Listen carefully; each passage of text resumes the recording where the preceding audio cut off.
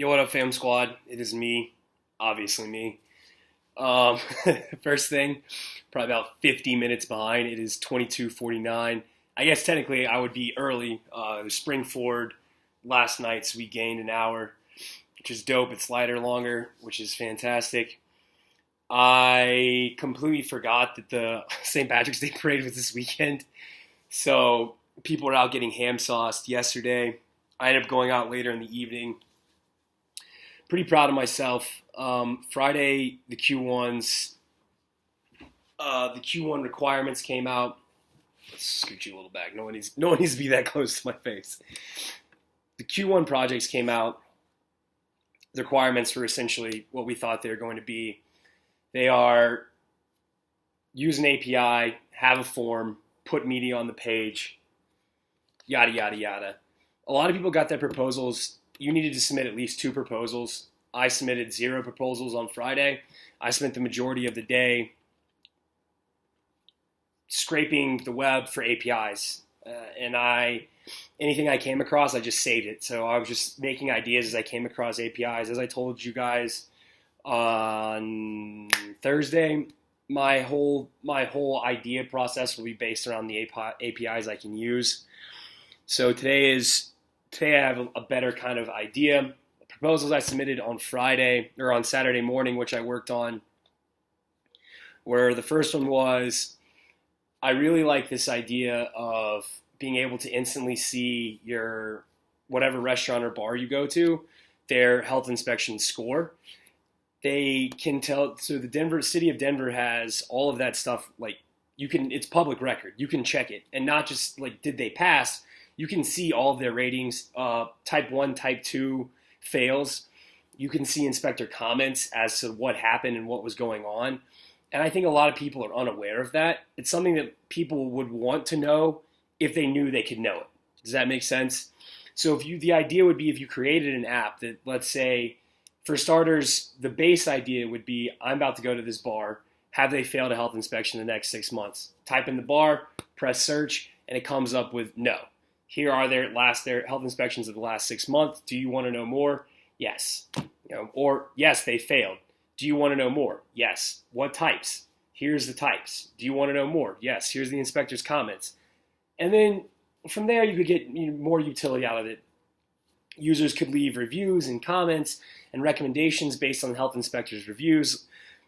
Some of the things that happen for health inspections, they're really easy to fail. Sink doesn't get up to 100 degrees.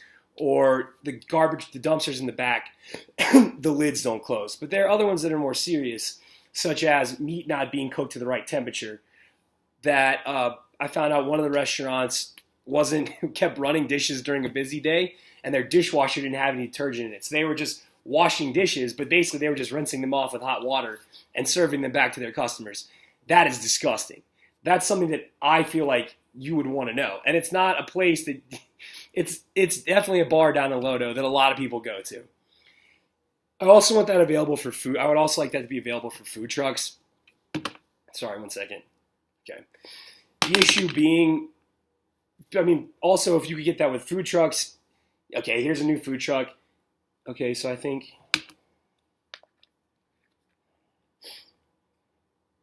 Sorry, Courtney's texting me. Their flight is getting in a little later tonight.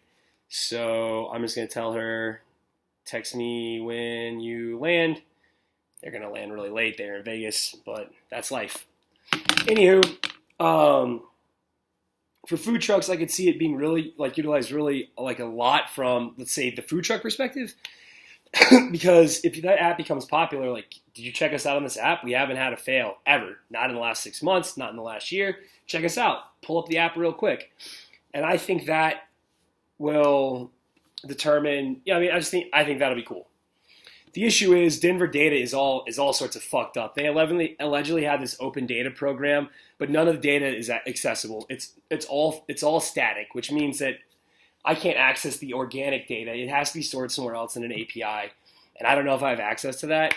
I can go down to the public health office anytime. It's right by the courthouse on Monday. I just don't think I'm going to fuck with it.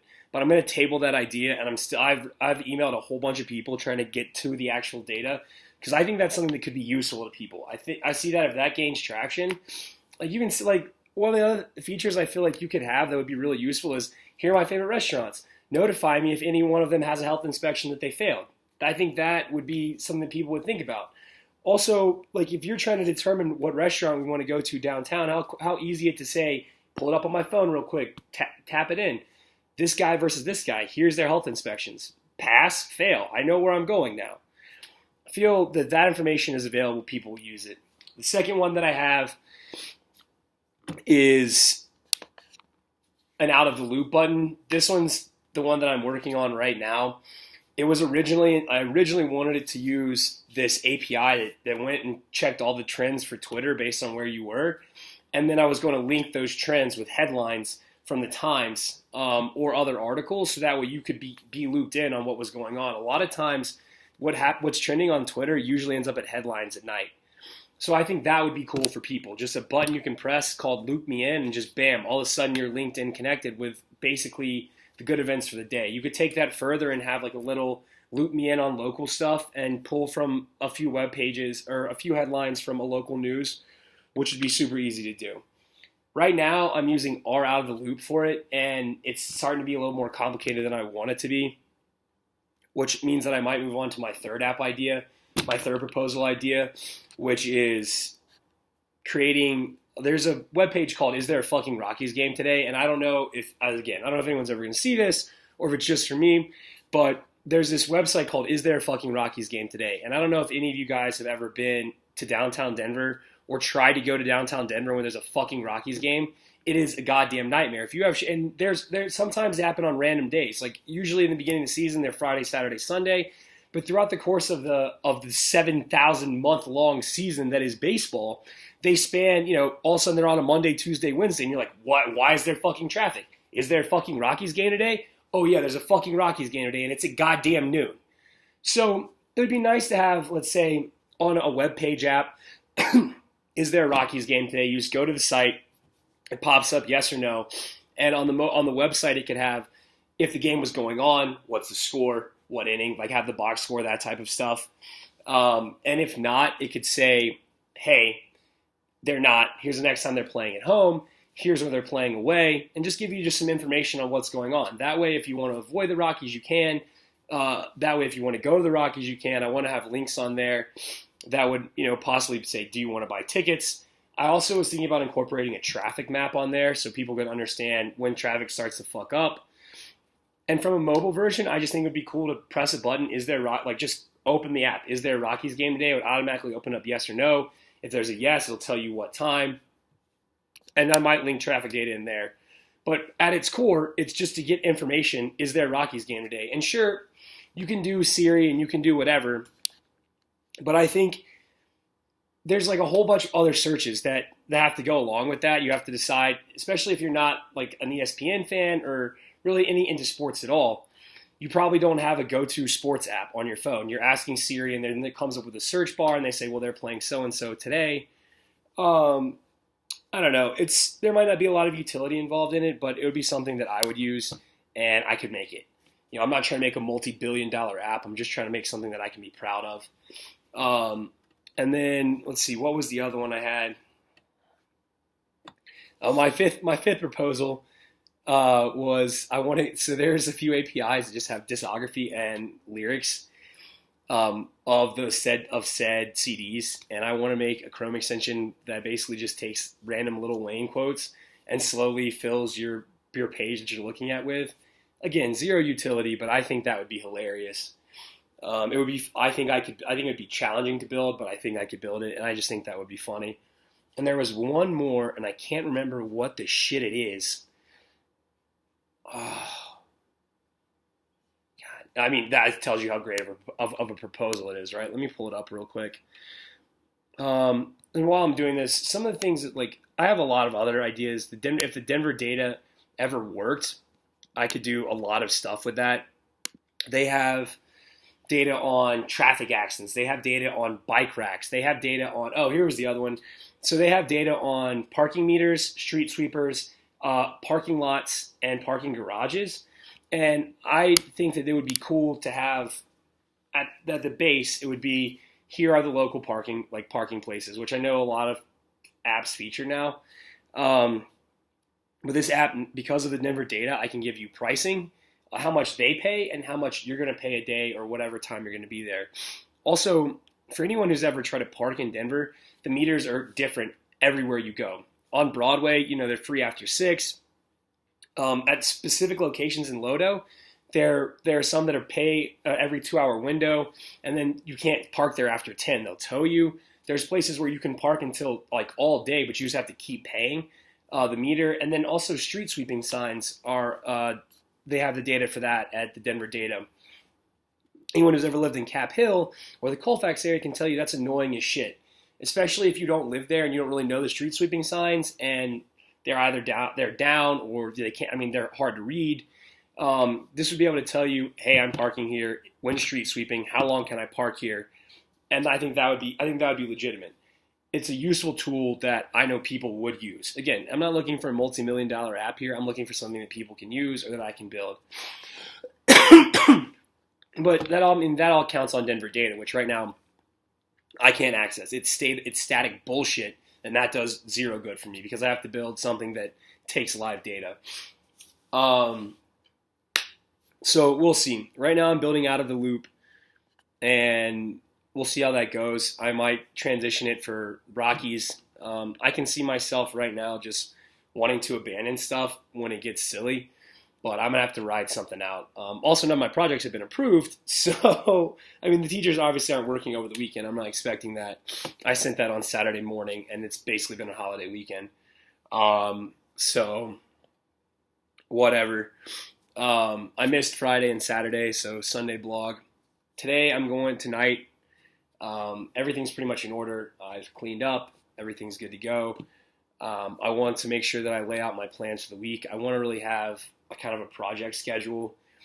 It's going to be one of the first times that I'm free to do everything by myself. We're basically going to get to class. They're going to let us loose, and then they're going to make sure we're back from stand down. So I really need to be kind of strict in how I do this. I don't want to be lackadaisical with it at all. It's kind of my first free form thing, and it's scary. So I want to be really strict with it. Also, I need to stay focused and not try to make something better than anybody else. I have this weird thing where I guess it's a perfectionist, but it's to the point that if I don't think it's going to be perfect, I won't even attempt to do it. It happens a lot with trying to learn things or whatever. It's basically it's crippling is what it is. Trying to learn a lot of this stuff coming into the programming for Galvanize, I was super uncomfortable about just going and doing after kind of knowing it that day. I like to just know everything before I start. That way I know what I'm going to do is going to be perfect. And a lot of times I will just not do it because I'm afraid it's going to be insufficient. And sometimes I'll compare my work to other people's. But I gotta roll through it. It's not about the perfect product. It's about getting it done. And that's really what I need to remind myself. Obviously I want to get something that I can be proud of, but I want it to be functional. I want to be able to create it. And at the end of the day, I want to say that I did it. So that's where I am right now. Tomorrow is going to be rough. I volunteered to talk to new people coming to Galvanize. I have been drinking the Kool-Aid there for probably about a year now. I see the trend with programming and what they're doing there as far as training for the job market, giving you the skills you need, not sending you for 4 years to a college, learn 3 years of math, and 2 years of computer science mixed in there. That's silly to me. So I'd be willing to happy to talk to people and say, hey, come to Galvanize, it'll be fun. And I feel like I'm a good student to do that. I have zero computer programming background knowledge. I have zero anything. So I'm new to it, and I think I'm doing okay. I'm not ready to shoot myself yet or anybody else, so party on. But I picked Courtney and Taylor up tonight at probably 1 a.m. I'm planning to get to sleep by 3. That's the goal I'm shooting for. And I think if I can be asleep by 3 a.m. and up by 7, That's 4 hours of sleep. And tomorrow I can just take the Vyvanse and then rock caffeine and then get some early sleep on Monday. That way I start fresh on Tuesday. It's going to be important to get to bed tomorrow at a decent time or get some good sleep tomorrow because you can't be burned out the first day of the project. That just spells disaster. So this one's a little longer than normal because I'm trying to cram Friday and Saturday into here and then also recap Sunday. I might end up cutting this and spacing it out. We'll see what I ever end up doing with this. I'll let you guys know on Monday where everything's going. I might be in a completely different direction. I hope not. But tonight I'm going to keep working on trying to get the out of the loop thing going. I want to be able to display comments from Reddit, and I want to be able to just kind of lay out the format of the page. I think Thursday I want to devote solely to CSS and formatting. I want to be able to pull all the data that I can and have all of my JavaScript running and everything perfect by Wednesday, and then Thursday I can just really spend all day messing with styling. That's going to be literally all day, which is fine because that's not really thinking. The styling stuff is really just, it's kind of, I feel like that's a different side of your brain, if that makes sense. But the JavaScripting stuff is, I want to make sure that is all set in stone, that I'm getting the right data, and then I can make it functional. So anyway, that's kind of what I got going on. Yeah.